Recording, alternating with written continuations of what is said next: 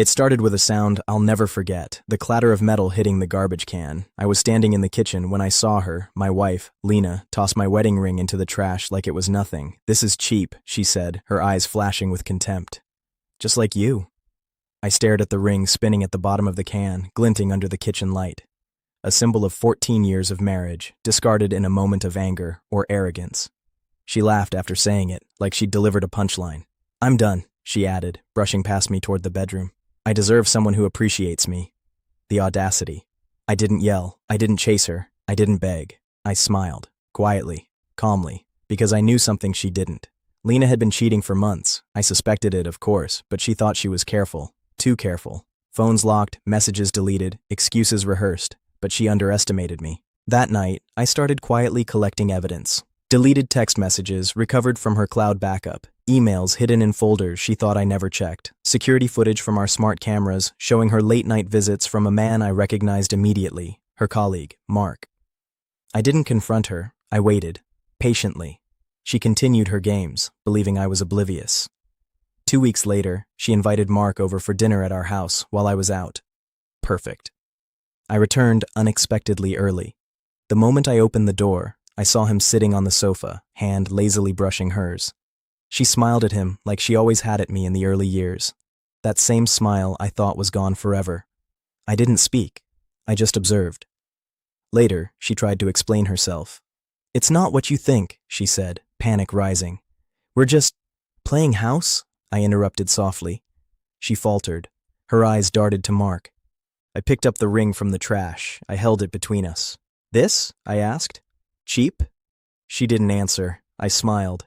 That's when my plan began. I knew she had bank accounts linked to mine, joint credit cards, and investments. I also knew she had a pattern of hiding money she spent on him, thinking I'd never notice. I called my lawyer, detailed everything, evidence of infidelity, proof of financial misconduct, bank records showing unauthorized transfers to Mark, photos and videos from her meetings. Everything was organized neatly. I waited 2 days before moving. Lena was out with Mark when the notices arrived. Emails, certified letters, and legal papers landed at her office, home, and even Mark's. The subject lines were simple. Notice of divorce and asset reclamation. Mark called her instantly. She panicked. "Did you tell him?" she asked. "I sent everything," I said calmly. "You threw the symbol of our marriage in the trash. I'm returning the favor with clarity." Within hours, her credit cards were frozen, her access to joint accounts revoked, her luxury car repossessed under the prenuptial agreement we had signed. Yes, the one she had mocked years ago. Mark tried contacting her again. Blocked. The humiliation? Total. She had bragged about her affair to friends, thinking she was untouchable. Within a week, every mutual acquaintance knew, without me saying a word directly. Screenshots circulated carefully to make her own lies public. She begged me to negotiate. I refused.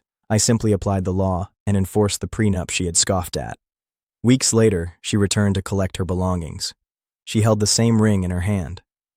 "Please," she whispered. I took it, polished it slowly, and handed it back. "You threw it," I said. "It's yours now."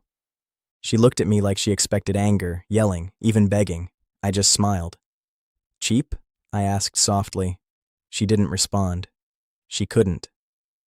Mark moved away soon after. He had no money to fight the legal implications.